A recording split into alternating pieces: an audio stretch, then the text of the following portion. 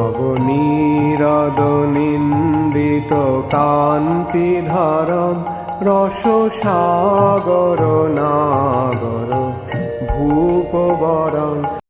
हरे कृष्णा। सभी को सादर प्रणाम। हम लोग भागवतम स्कंद 4 अध्याय 25 श्लोक 26 से और 30 तक आज पाठ करेंगे। श्लोक 26। का त्वं कंज पलासाक्षी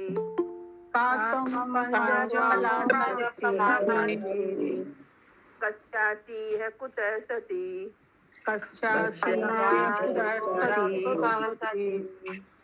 इमा अमुप पुरीं भीरुं किं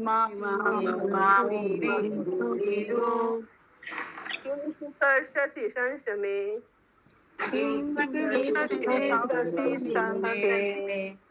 अनुवाद पढ़िए। हरे कृष्णा। अनुवाद।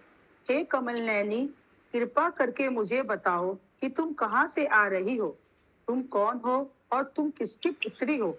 तुम अत्यंत साध्वी लगती हो।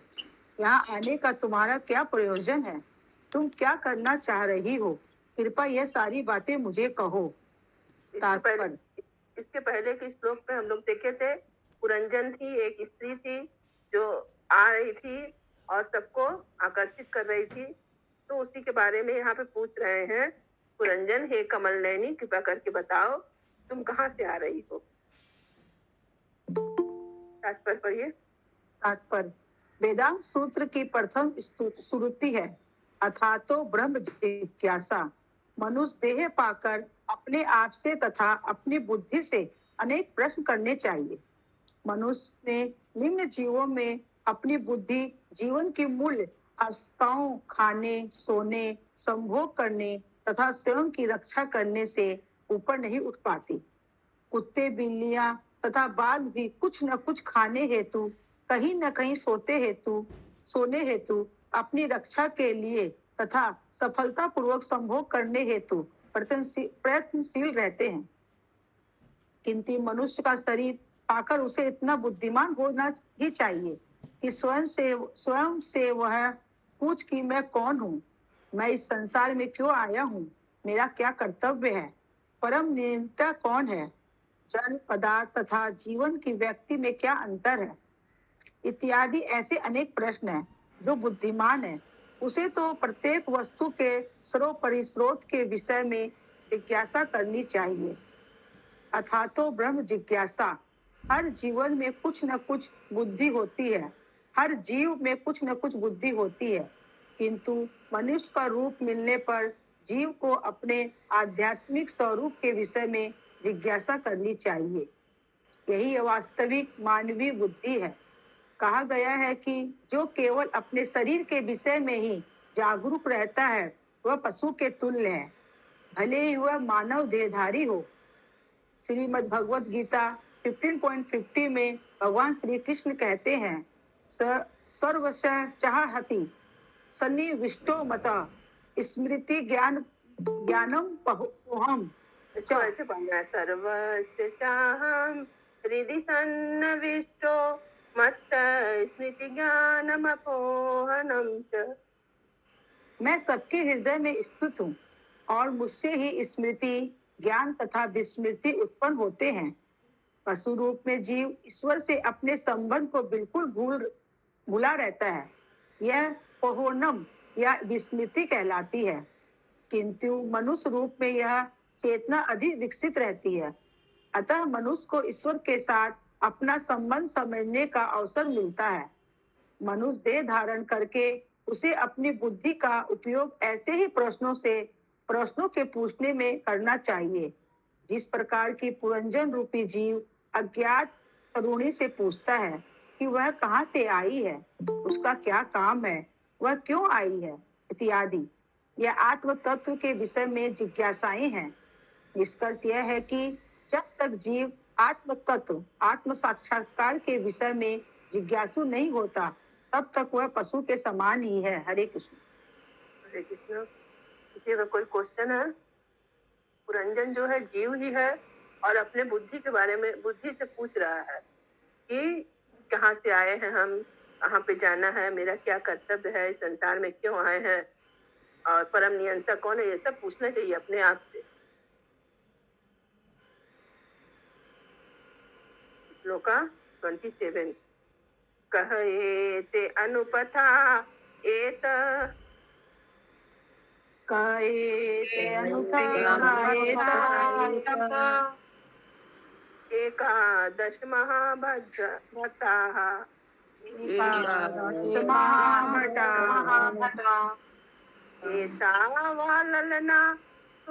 एतावाललना सुब्रुयु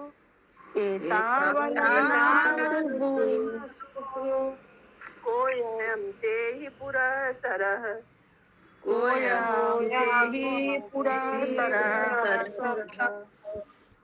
अनुवाद। हे कमलनयनी, तुम्हारे साथ के 11 वरिष्ठ अंगरक्षक और ये 10 विशिष्ट सेवक कौन हैं? इन 10 सेवकों के पीछे पीछे ये स्त्रियां कौन हैं? तथा तुम्हारे आगे आगे चलने वाला यह सर्प कौन है? इसके पहले हम लोग पढ़े थे कि 10 विशिष्ट सेवक कौन है, और उसके पीछे पीछे जो स्त्रियां थी, इच्छाएं, स्त्रियां मतलब इच्छाएं, वो कौन थी? सर्प थे, 5 सर्प थे, 5 प्रकार के सर्प थे, ज्ञान, व्यान, ध्यान, उदान, ये सब सर्प के रूप में थे। तो यही यहाँ पे पूछ रहे हैं जीव। तात्पर्य, मन के 10 वरिष्ठ नौकर हैं, 5 कर्मेंद्रिया तथा 5 ज्ञानेंद्रिया। ये 10 मन के अधीक्षक में कार्य करते हैं। मन समेत ये 10 कुल मिलकर 11 प्रबल अंगरक्षक बनते हैं। इंद्रियों के अधीन सैकड़ों स्त्रियों को यहाँ पर ललना कहा गया है। मन बुद्धि के अधीन रहकर कार्य करता है, और ये सब 10 इंद्रियां मन के अधीन रहती हैं, और 10 इंद्रियों के अधीन असंख्य इच्छाएं हैं, जितनी पूर्ति नहीं होती है, किंतु ये सब प्राण पर आश्रित हैं, जिसे यहाँ सर्प के रूप में प्रदर्शित किया गया है। जब तक प्राण रहता है तभी तक मन कार्य करता है, और मन के अधीन सारी इंद्रियां काम करती है, और इन इंद्रियों से अनेक भौतिक इच्छाएं उत्पन्न होती है। वास्तव में पुरंजन नामक जीव इतने सारे तामझाम से अत्यधिक उलझन में रहता है। यह सारा तामझाम अनेक प्रकार की चिंताओं को जन्म देता है, किंतु जो व्यक्ति श्री भगवान की शरण में चला जाता है और सारा कार्य उन्हीं पर छोड़ देता है, वह ऐसी सारी चिंताओं से मुक्त हो जाता है।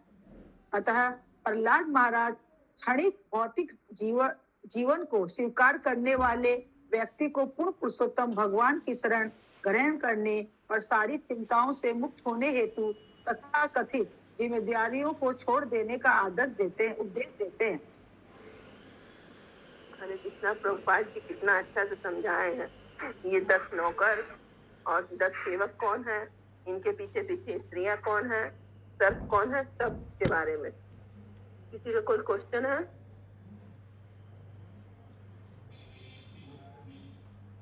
श्लोका 28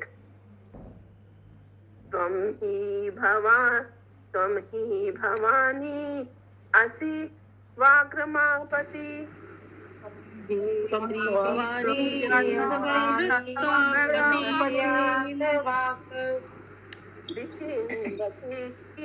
मुनिवद् वने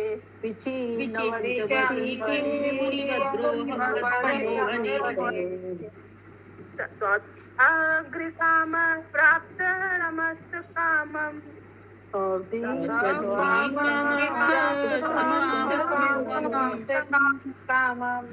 स्वपद्मकोश पतित कराग्रास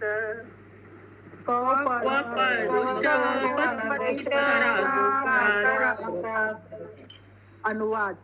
हे सुंदर वाला, तुम साक्षात लक्ष्मी या भगवान शिव की पत्नी भवानी अथवा ब्रह्मा की पत्नी अर्थात विद्या की देवी सरस्वती के समान हो। यद्यपि तुम अवश्य में इनमें से एक हो, किंतु मैं तुम्हें इन वन में अकेले विचरण करती देख रहा हूँ। निसंदेह तुम मुनियों की भांति मौन हो। ऐसा तो नहीं है कि तुम अपने पति को खोज रही हो, चाहे तुम्हारा पति जो कोई भी हो, किंतु जिस तन्मयता से तुम उसे खोज रही हो, यह देखकर उसे सारे ऐश्वर्य प्राप्त हो जाएंगे। मैं सोचता हूँ कि तुम लक्ष्मी हो, किंतु तुम्हारे हाथ में कमल पुष्प नहीं देख रहा हूँ, अतः मैं पूछ रहा हूँ कि तुमने उसे कहाँ फेंक दिया। तात्पर्य, जीव यहाँ पे क्वेश्चन कर रहा है अपने ही बुद्धि से। तात्पर्य पढ़िए। तात्पर्य, प्रत्येक व्यक्ति सोचता है कि वह सबसे बुद्धिमान है। कभी वह अपनी बुद्धि को शिव की पत्नी उपमा की पूजा में लगाता है, जिससे उससे सुंदर पत्नी प्राप्त हो सके। कभी कभी कोई ब्रह्मा के समान विद्वान बनना चाहता है, तो वह अपनी बुद्धि को विद्या की देवी सरस्वती की पूजा में लगाता है। कभी कभी जब कोई भगवान विष्णु के समान ऐश्वर्यशाली बनना चाहता है, तो वह लक्ष्मी की पूजा करता है। इस श्लोक में पुरंजन नामक मोहग्रस्त जीव इतनी सारी जिज्ञासाएं करता है और यह नहीं समझ पाता कि वह अपनी बुद्धि किस तरह प्रयोग में लाए। बुद्धि का उपयोग पुण्य पुरुषोत्तम भगवान की सेवा के लिए करना चाहिए। जब मनुष्य इस प्रकार अपनी बुद्धि प्रयुक्त करता है, तो ऐश्वर्य की देवी लक्ष्मी स्वतः अनुकूल हो जाती है। ऐश्वर्य की देवी लक्ष्मी कभी भी अपने पति श्री विष्णु के बिना नहीं रहती। अतः जब कोई भगवान श्री विष्णु की पूजा करता है, तो वह लक्ष्मी की कृपा स्वतः प्राप्त करता है। मनुष्य को रावण के समान अकेले लक्ष्मी की पूजा नहीं करनी चाहिए, क्योंकि वे दीर्घ काल तक बिना पति के नहीं रह सकती।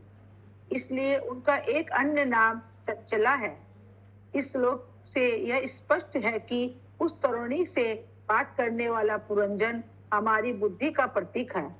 वह उस तरुणी की लज्जाशीलता की प्रशंसा ही नहीं करता, वरन उस लज्जा के कारण क्रमशः उसके प्रति और अधिक आकृष्ट होता जाता है।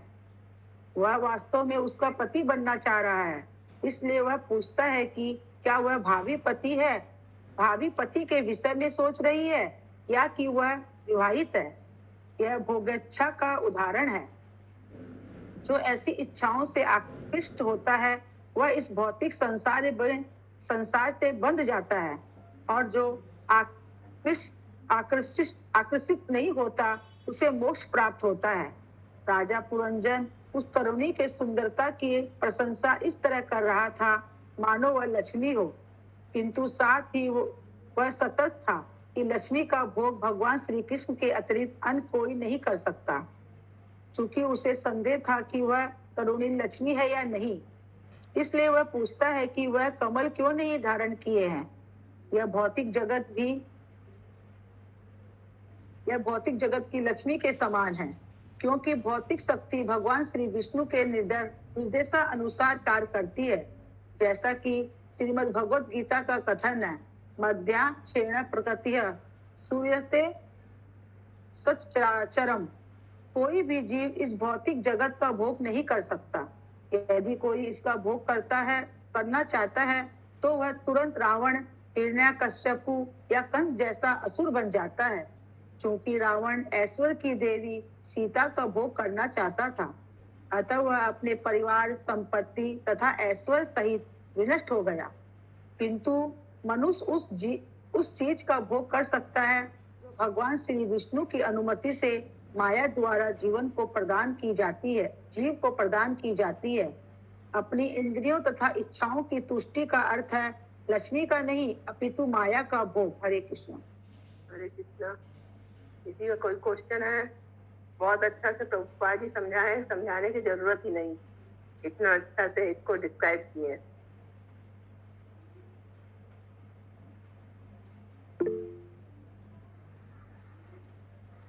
হরে কৃষ্ণ মাতাজি।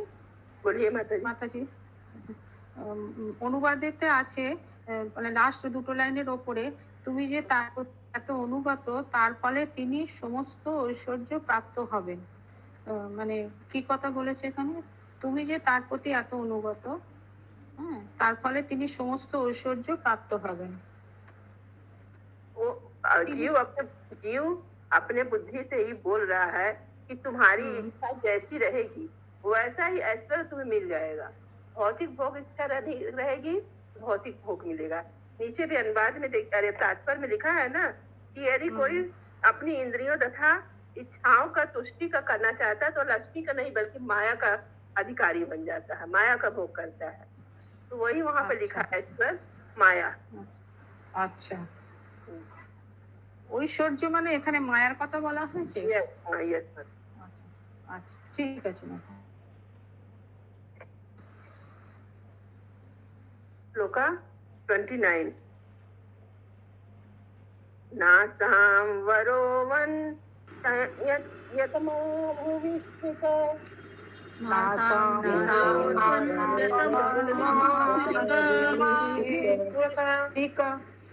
पुरीमिमां वीर वरेण साकम्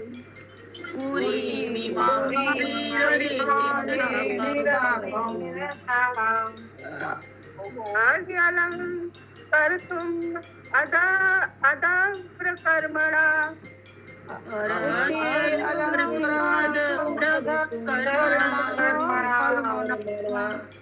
लोकं परं शिव आयज्ञ पुरुषा।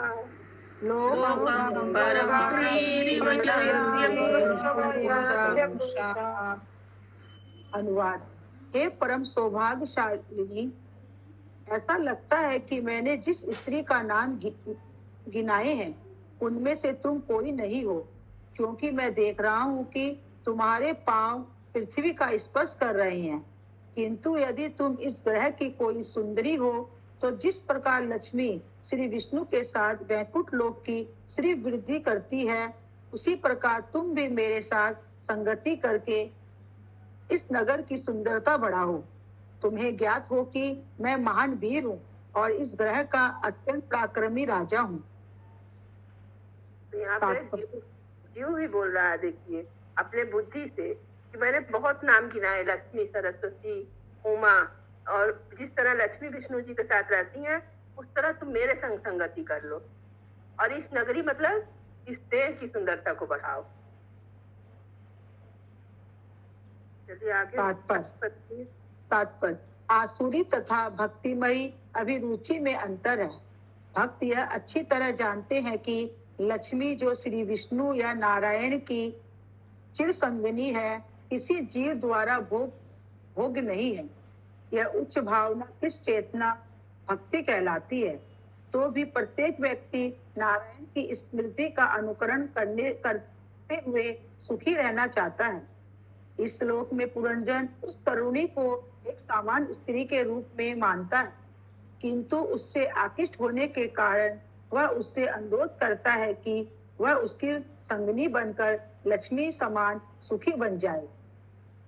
इस प्रकार वह अपना परिचय अत्यंत प्रभावशाली और महान राजा के रूप में देता है, जिससे वह स्त्री उसे अपना पति बना ले और लक्ष्मी की भांति सुखी हो सके। श्री भगवान का दास बनकर इस संसार को भोगने की इच्छा देवतुल्य है, किंतु असुर लोग श्री भगवान को माने बिना इस संसार का भोग करना चाहते हैं। एक असुर तथा देवता में यही अंतर होता है। इस श्लोक में लिखित है, भूमि स्त्री शब्द महत्वपूर्ण है। जब कभी देवता पृथ्वी में उतरते हैं तो वे भूमि का स्पर्श नहीं करते। पुरंजन यह समझ सका कि यह तरुणी किसी दिव्य लोक अथवा उत्तर लोक से संबंधित नहीं है, क्योंकि उसके पैर भूमि का स्पर्श कर रहे थे। क्योंकि इस संसार की प्रत्येक युक्ति चाहती है कि उसका पति प्रभावशाली, धनी और बलवान हो। अतः पुरंजन अपने आप को ऐसा ही व्यक्ति बताकर उसे बहकाना चाहता था। इस भौतिक जगत में चाहे कोई व्यक्ति नर हो या नारी, वह भोग करना चाहता है।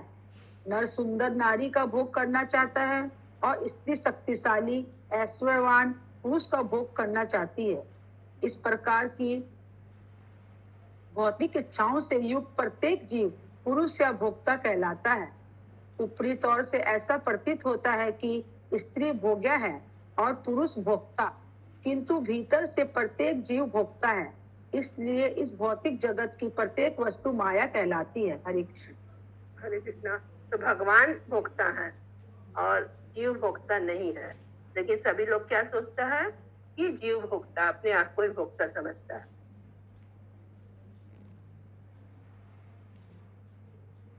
भौतिक सुख इस संसार का सभी भोगना चाहता है। किसी का कोई क्वेश्चन है? सबको समझ में आ रहा है सब? कॉन्सेप्ट? जी माता। ओके। तो आज का अंतिम श्लोक 30। यदि क्षमापा अंग विच्छदेन्द्रियम् यदि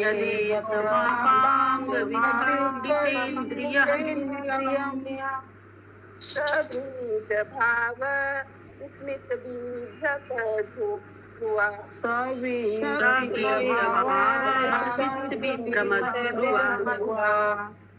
स्वया उत्कृष्ट भगवान मन भव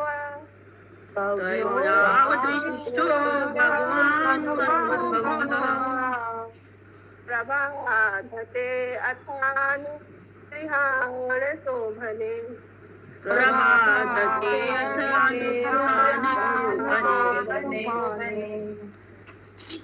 अनुवाद। सचमुच तुम्हारी चिंतन ने आज मेरे मन को अत्यंत विचलित कर दिया है।